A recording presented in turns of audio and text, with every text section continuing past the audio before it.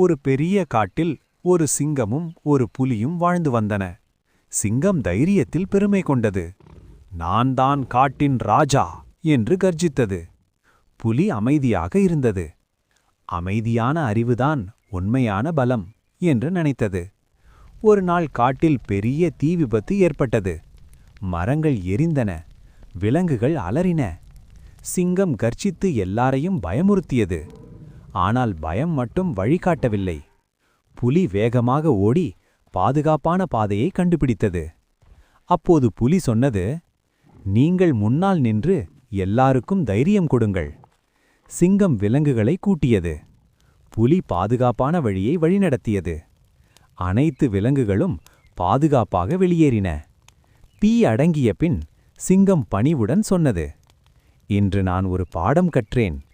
புலி சிரித்தது.